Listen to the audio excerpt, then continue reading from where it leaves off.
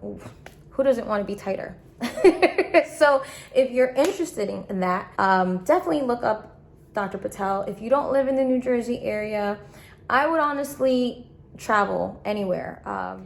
Hey y'all, welcome to my channel. So I just got out the shower and I wanted to make this video as natural as possible. If you've been following me on my social media, such as Instagram and TikTok, then you know that I recently got a procedure called Labiaplasty. I had made a couple of stories sharing my experience as we went week to week. We're gonna hit week 4 this Wednesday, and I'll be visiting Dr. Patel on week 6. I have seen her a total of 3 times since my surgery, and I know a lot of you have been wanting me to, make a video because I asked for so many people to just submit questions, and I feel like I'm up for it now. Not that I wasn't comfortable talking about it then, because I've obviously been very open about it. More so, I wanted to collect as many questions as possible throughout my healing journey, throughout this whole procedure. And I didn't want to miss out on anything. I jotted it out on my computer, so I'm going to read out the questions and I'm going to answer them as best as possible. If you have any questions, please feel free to ask below. And if there's a good amount, I will make a second video. My hair is wet. I don't have any makeup on. Please bear with me. Okay, so I organized things so that it can make some sense. One of the most common questions that I got was, after getting the procedure, how long does the swelling take for the swelling to subside? Now, we are all so different from each other, depending on the amount of skin, the intensity of surgeries, and what you're getting done. We all heal differently. But for the majority, for the rule of thumb, anywhere from 1 to 2 weeks. For me, I saw significantly decrease in swelling by like the 5th day. Icing really helped a lot. And also listening to my doctor and listening to my body. I took the first 2 days as easy as possible. I kid you not, the first day, I just vegetated on the bed. I got home and I just slept the whole entire day. And I took it very lightly as the days progressively went by, always listening to my body, making sure that I didn't over push my boundaries because I'm a workaholic and I tend to just work a lot. Let's see. Will there be a scar and will it be visible? Well, it's very interesting because with every surgery, there will always be a visible, incision until that scar heals and lightens up. But the beautiful thing about the anatomy down there is that it really does blend really nicely. Of course, if you scar and keloid, that you talk to your doctor about. I don't suffer from keloids, so for me, when it comes to any type of scars, they eventually fade away through the years. I know that there are treatments, for example, like under my breast incision, which is still relatively fresh. They've lightened up a lot considering the fact that I don't really put any topical treatment on it. However, down there, I do put ointment to keep it lubricated and from drying. I also use this spray. I'll talk about it later. And from what I'm told by Dr. Patel and from everything that I've read, and myself even looking at it down when I get to pop a mirror in between my legs, you can't tell if there's any scar or anything. So I guess to answer that, no, not really. Let's see. How long until it is safe to resume to normal activities? Okay, so the first thing Dr. Patel told me was listen, if you're in a relationship, just gotta let you know that you have to tell your partner that you will not be able to have sex for anywhere from 4 to 6 weeks. And she was like, I would more rather you tell them 6 weeks, because even though it sounds like a lot, people are going to start breaking, like, oh, you just have 5 more days, or you have 4 more days left. And if you extend the date of it being 6 weeks, you're more likely to, let's say, bend a little at week 5, versus if you're like, oh, it's 4 weeks, and then you're bending it at like week 2. Listen to your doctor. No sex, no intercourse vaginally for 6 weeks. Well, guess what? I have not had sex vaginally, because I don't want to rupture anything, cause infections, and I don't want to mess up anything that clearly I took the initiative to treat, with surgery. So what happens when there's too much pressure? Like anything, things start to undo, things start to burst. There's just complications. So if your doctor says 6 weeks, listen to them. If they say 4 weeks, be mindful. Either way, your body will tell you when to do things and when not to do things. I know that for a good time, I couldn't even pick up even 2 pounds worth of things. And I normally like to, go grocery shopping and live a very active and fit lifestyle, but to not be able to like even lift up bulks of groceries that may not seem like a lot, but anything over 2-3 pounds, I couldn't. So, I asked friends to help. I asked my partner to help. So definitely be mindful of your body. I saw my doctor last on my 3rd week, and she told me that I could start working out again. But of course, not doing my calisthenics, to just give it some time and wait. And I am.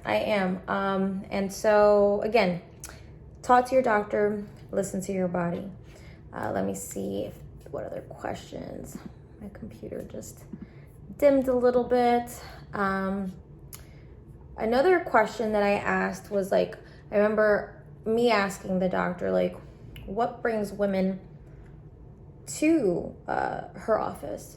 And she told me that a lot of women complain about the discomfort that they have with their clothing, with their undergarments, and also mentally, how like it can be very distraught for some women, and not feeling secure with themselves. She much rather only it be for a woman's feeling of comfort and also feeling of empowerment, versus it being to satisfy or please the ideation of what a man may want for their woman to look down there.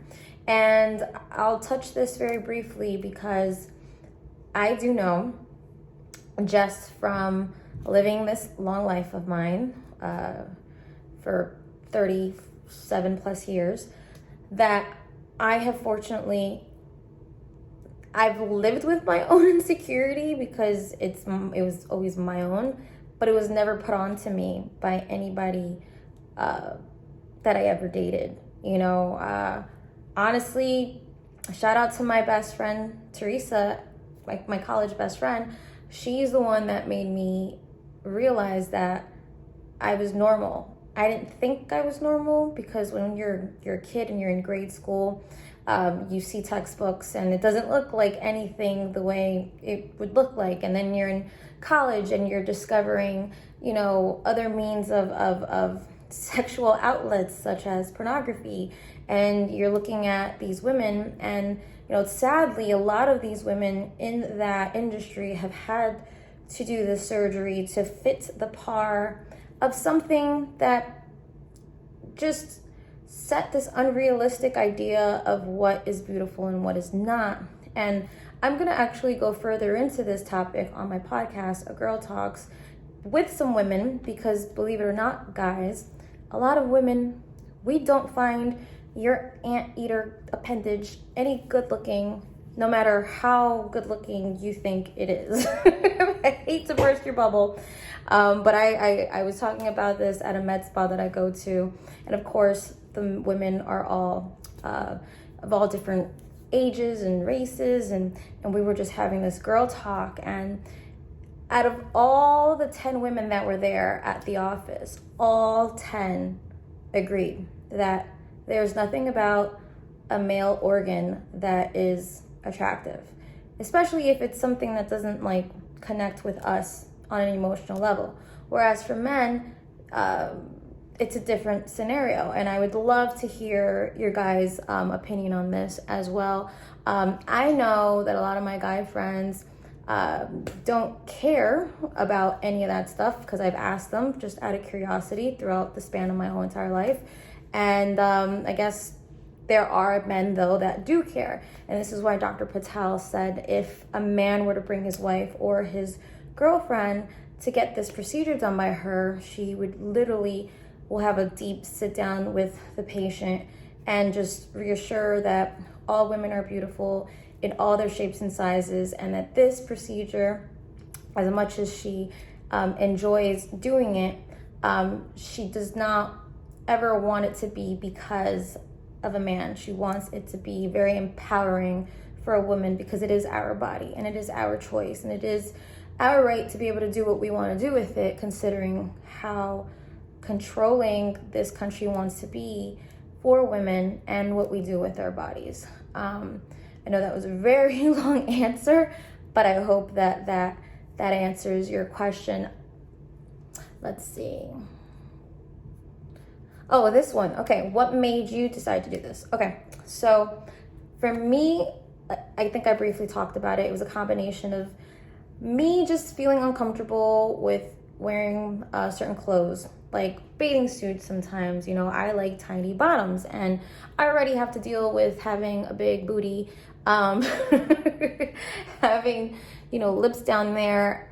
You know, it's like men have to worry about, you know, their thing popping out to the side or something. The same thing is true no matter how big or small you are down there, but you don't, when you have a larger labia minora, you deal with this just like as it's just as natural as breathing. Like you're aware and you're mindful and you're always just like, okay, let me just, you know, make sure that I'm set. I don't want any weird, awkward scenarios to happen. Also, I'm very big on wearing leotard tops. Those are bodysuits. They're the bodysuits that have the little snappy things right there in the lining of your crotch. And for guys that may be watching this out of curiosity because, you know, maybe your girlfriend is looking into this and you want to help her either financially, mentally, or emotionally to be there for her, I'm sure that if you Google what leotards look like, you're going to see that they have these like metal little button things that snap, right? Well, imagine like just having a good time at a club, at a restaurant, a bar, and you're drinking a little bit and you're feeling nice and tipsy, or maybe even not. You're just rushing. You're rushing out the door, but you have to pee, and you go to the bathroom and you unsnap, and now you're, you know, cleaning yourself up, and now you're rushing to snap things back on. You're gonna get caught. It's gonna get caught somewhere. And what's the closest thing there? Well, the lips. And it is very painful and it is very uncomfortable, especially if you're rushing, or especially if you're in a vibe, and it can like totally kill your vibe. So speaking of vibes, even with intimacy, and I'm not even gonna say like again, you know, my long relationships that I've had, never had to deal with. And actually, the truth of the matter is like, it's really my choice at the end of the day. But when it comes to, you know, my sexual love life, honestly, it was getting tiring for me to just, you know, have to like constantly spit and move things around, and for myself, because I was told by the doctor that after the surgery, not only are you more lubricated down there, but you also feel more of the feeling of the rubbing and the penetration, and that sexual climax tends to be much higher once this procedure is done, because there's nothing in the way. And, that totally piqued my interest, because to be fair, when you're in the mood, you're in the mood. And sometimes, you can get out of the mood. Like, as a woman, you can get out of the mood when you're like, oh, fuck, now I have to just move things around. You just want it to be flowy. So for me, those are a lot of my reasons. And I think it falls part to a lot of the reasons why surgeons will do this for women, for their mindset, for their reassurance, for their pleasure, for their sake of empowerment. Do they put you asleep, or are you awake? Okay. So it is common to do it locally. I know that for me, I was awake. They numbed me up. Dr. Patel numbed me up. Oh my God. If you see the vlog video, I was awake when I was vlogging. Like, I vlogged the whole thing while the procedure was happening. I was prescribed certain medications to take before, the day of, and on my way to surgery. If you want to check out that vlog, make sure to, skim through my YouTube channel. You'll find it. And she said that I was a great candidate to be awake rather than being put to sleep. We did it at her office in New Jersey. And I'll put all her information, by the way. She is a top surgeon when it comes to this, and also gynecologist. And her practice is amazing. But let me not get off the subject. I remember the numbing initially felt like any type of numbing, like any type of prick you would get if they were drawing blood out of you or giving you medication. And since I literally just finished my medication for my egg retrieval and freezing journey, these pricks just felt normal to me, but literally just like a pinch.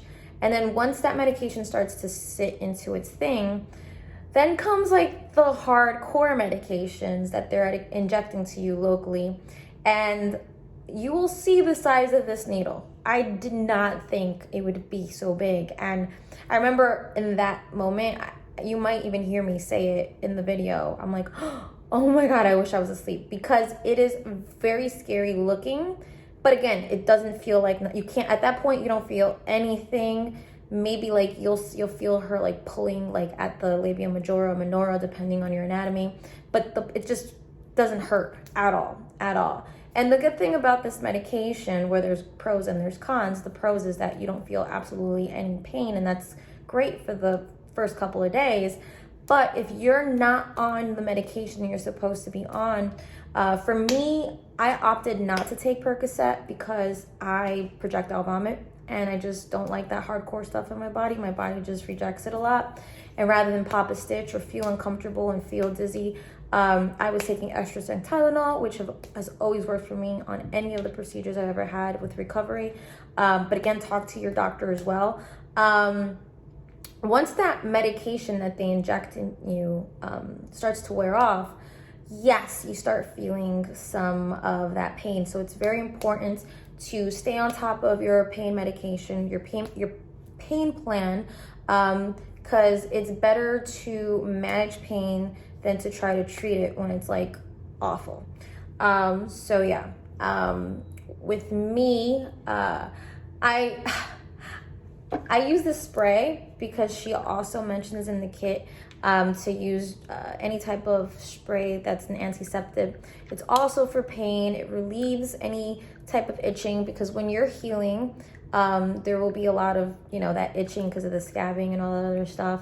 But this also kills 99.9% of germs to prevent infection. So I carry this in my purse. I carry this all the time. I spray before and after I pee. And this on top of like topical ointment, again, to keep it lubricated and from drying. And also feels really good. It's also, by week 3, Dr. Patel told me that I could start massaging, anywhere around or even inside. And I will not lie. I know this is like, if it just feels really good. Like, it feels really good. And that's just light massages. So I'm excited to actually have sex with my boyfriend when I'm allowed to. vaginally. So I know that there's more questions. I emailed them to myself because I wanted to keep it organized, but of course I have a ton of emails too that I have a tendency. I don't believe in like the notes because then that also gets lost for me as well. Oh, here's another question. Is labiaplasty covered by insurance?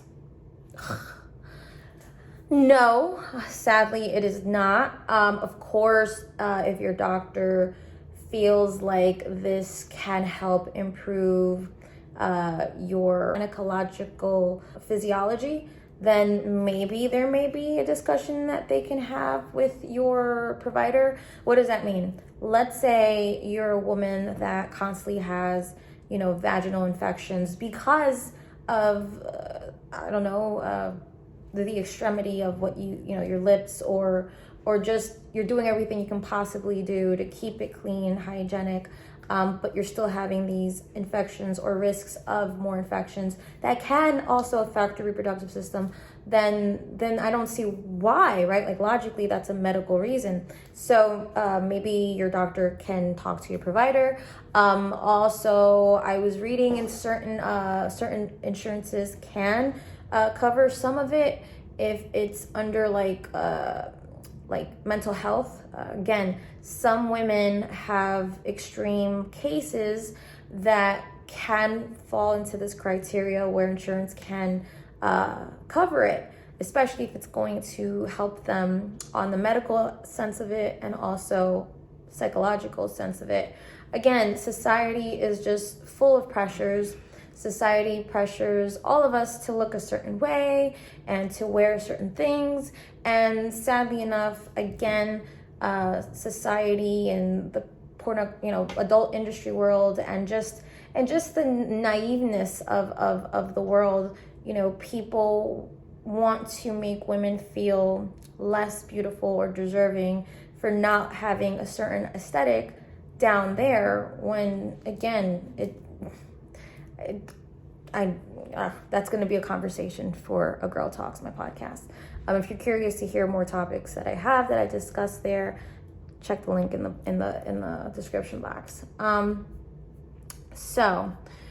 Okay, what are the risks with labiaplasty? All right, so here's the thing. For any type of surgery, whether it's you're getting latex on your eye, whether you're getting, wisdom teeth extracted, or whether, you're going for labiaplasty, there's always risk with any surgery. But of course, in this situation, I think the most highest risk or complication that you might be facing is like wound adhesion. What does that mean? Again, we were talking about pressure, we were talking about stitches rupturing and wounds opening. Basically, it's when a wound opens. And what happens when a wound opens, you're exposing it to germs. And when you're talking about your female anatomy down there, where's the best place for bacteria to flourish and grow? In dark, moist, warm places. And it is warm in between there, it is dark in between there, and it is moist in between there, which is why a lot of the times doctors will prescribe you oral antibiotic before surgery, the day of your surgery, and after surgery, and also ointment to put topically. But those are the things that you have to be mindful. Make sure that if you're running a fever, whether it's because your body is fighting whatever it thinks it's fighting, or whether it's because of infection. So, having access to your doctor. I know Dr. Patel and her staff were just incredible. I know that, I think it was there goes you okay, Chai? Chai has a little fur ball. I know that in week, it was barely the second week. It was like 2 days before the second week. And I had called them and I said, listen, I'm freaking out because I know that I haven't been taking it that easy, but I have been listening to my body and I haven't been doing anything extreme. However, I was washing myself down there and I felt something. And when I looked down there, first of all, I didn't even, let me just tell everybody that's watching this, don't freak out. Even though I freaked out, don't freak out, because like what Dr. Patel said, and I kept repeating her words in my mind as I was seeing this and freaking out, but trying to make myself not freak out, was it looks worse before it gets better. So I remember looking at it and like, oh my God. And just in the back of my head, no, it's supposed to look like this. It looks worse before it gets better. It looks better. I was like, oh my God, what did I do? What did I do? What the F did I do? Like sort of regretting it for a moment. But as I was calming myself down, I realized, okay, duh, I'm swelling, it's red. But my biggest concern, aside from freaking myself out having looked at it, on week 1.5 versus now week 4, which by the way, it's day and night. Like, I'm just so happy I did the surgery. Just side note. Back to the grand concern of mine was, while I was washing myself down there, I felt something, and I noticed that it was the stitches, one of the stitches, and it looked like it had undone itself. And I was so afraid that I immediately DM'd the office. They got back to me. Dr. Patel got back to me and was like, you can come at any given time. She will see you. And I'm freaking out thinking, oh my God, I overdid it. I should have listened. I should have just, you start beating yourself around the bush. But I'm like, but how? I was listening to my body. My body wasn't telling me anything abnormal. And when Dr. Patel looked at me, which you'll see in my vlog, she reassured me that everything's looking great and that was normal. So stitches tend to undo themselves at around, after a week, 2 weeks for sure. And that when that starts to happen, let it do, because the stitches are dissolvable. They're not meant to be cut and, manually removed. So, and that was when she said, okay, just start massaging that area and just don't pull at anything. And yeah, I mean, again, where we were after week 1 to where we are now, heading to week 4, day and night. So happy. And I left this question for last. Well, one of the last ones was, how does labiaplasty impact your sexual intimacy? Okay. I think that this question is very variable to an individual. And I say that because we could have very supportive partners in our lives that are understanding of what we're going through and take care of us because they want us to be healthy and safe. And then I do know that there are women who are in relationships with men who may be selfish and maybe putting them down and maybe pressuring them and maybe doing all this stuff and may even threaten to do something dumb because they're worried about not having sex. Listen, there are so many ways to be intimate with your partner that doesn't just require vaginal penetration. You have your mouth, you have your hands, you have other body parts, you have other things that you can do to keep that intimacy there, and always being aware that it is you that is healing. It is you that are doing this for yourself, and only you can take care of yourself. So if your partner is threatening to cheat on you because you're not going to be able to have sex with him for 6 weeks, well, kick him to the curb. Kick him to the curb and say goodbye. And I know it's so much easier said than done. But if you have an open communication with your partner and you both are very understanding to one another, I honestly feel like this can bring you to closer, much closer.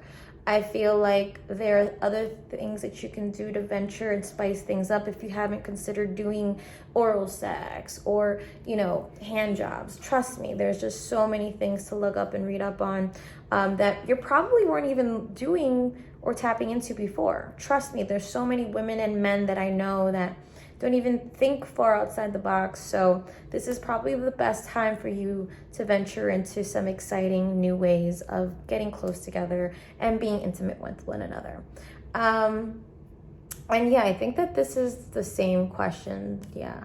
What happens during Yeah. But before I close this video, before I, go about my life, because it's getting late. I gotta walk chai. I gotta get out of this robe. My hair looks like it's semi-dried because it was so wet when I first started this video. When you're looking for a surgeon, make sure that they have the experience, the credentials, that they're certified on the board of surgery. I found my doctor just by doing my homework. And what I loved about my doctor is that she's a female and that she could better understand me more than any male doctor. Not to discredit male doctors that go into this field to help women such as myself. Kudos to you. Thank you. Thank you for being an activist for us as well. But I feel like with anything, women can better understand each other because we all can relate to certain things at some given point in our lives. And what I love about Dr. Patel is that she is all about empowerment. She is all about pro-choice. She is all about making sure it's something you want versus, what your significant other is expecting. She's also very, very realistic when it comes to the outcome of what the procedure will end up looking like.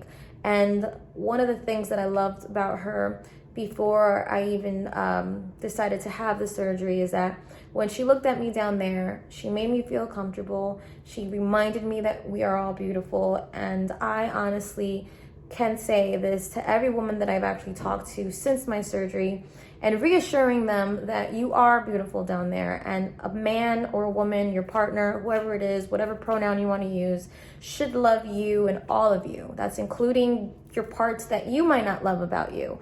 And when doing something like this or any surgery, it should be your choice, nothing else. And I, again, am so happy that I finally got around to doing this. And yeah, actually, now that I'm talking about children in the future, or a child, I'm good with maybe just one. But I told Dr. Patel, you know what, girl? Now I know who to call after I give birth. And she said, you already know. If I wasn't planning to have children in the near future, she would have done vaginal tightening inside. And she did say I was already tight down there, but who doesn't want to be tighter? So if you're interested in that, women who have children, definitely look up Dr. Patel. If you don't live in the New Jersey area, I would honestly travel anywhere. If you know about my breast implant surgery, I traveled all the way to Austin, Texas to see Dr. Johnny Franco. I loved his work. I loved the reviews that women left him, and I literally highly recommend Dr. Patel. All of her information can be found in the description box below. And if you have any questions, feel free to ask. I am off. Bye.